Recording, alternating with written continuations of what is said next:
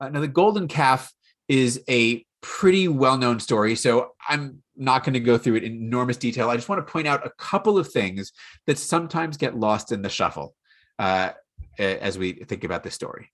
First, and most importantly, the story of the golden calf is not a story about apostasy, despite the fact that it has been portrayed that way since antiquity.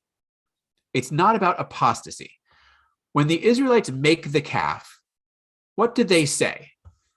They say, "These are your gods, O Israel, who brought you out of the land of Egypt." I know which God brought them out of the land of Egypt, and so do they. Right? They don't think that some God other than Yahweh had done that. That's not a claim anyone ever makes. And then what does Aaron say? Aaron says, "Tomorrow shall be a festival of Yahweh." So the calf is meant to serve as a representation of Yahweh, of Israel's deity. They're not replacing Yahweh with another God. In fact, they're pretty open about it. They're replacing Moses as God's representative, right? They don't look around and say, "Where did God go?" Right? I guess we better have another one. They say, "Moses is gone, and I don't know who's going to lead us. Let's do something about that." It's Moses they're replacing, not God. So the problem here isn't that Israel is abandoning Yahweh for another deity. The problem is that Israel is making a representation of Yahweh. And this isn't just some abstract sin. Making a representation of Yahweh is the violation of literally the very first law. Not the first law of the Ten Commandments, but the first law of the covenant code. "With me, you shall not make any gods of silver or gold." This law isn't about apostasy either. This doesn't say don't go make statues of other gods. This says, "With me, don't make don't make any gods of silver or gold." This law is about proper worship of Yahweh, not idolatry. As a story meant to illustrate how disobedient Israel is, you kind of can't get much better than this. And the second Moses isn't around, they violate the very first words he gave them, the very first words of the covenant that they just said sure about twice. In short, if we understand what the Israelites did when they made the golden calf, it helps to reinforce the insight that it's the covenant code that's at stake here, not the Ten Commandments. And indeed, there were no Ten Commandments in E's story originally. It was always all about the covenant code. Now, the astute reader or listener will have noticed that there is something slightly screwy about what the Israelites say when they build the calf. "These are your gods." There's only one Yahweh, and they only made one calf. So plural? And this is a little hint at what is actually the real issue motivating, or one of certainly the real issues underlying and motivating this story and the law that it's referring back to.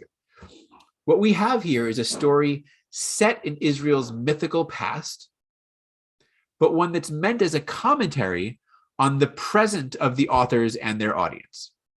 Now, as I said last time, it was a general rule in Israel that Yahweh was not physically represented in its cultic spaces, in its sanctuaries and its temples.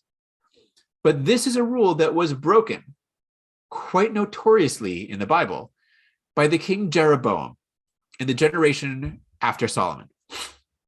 We have a terrific story about it in 1 Kings 12. In the narrative at this point, in the history, the northern and the southern kingdoms have just split. The southern kingdom still holds on to Jerusalem and its temple and the ark that's inside.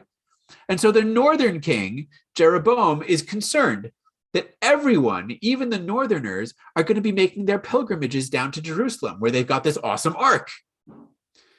And in doing so, they will be depriving his kingdom of major economic income. And perhaps this will result also in the people even deciding to return to being ruled by the south. So what's a king to do when the southern sanctuaries got such a cool thing as the ark? Well, he's going to make something also awesome. And what does he make? He makes 2 golden calves.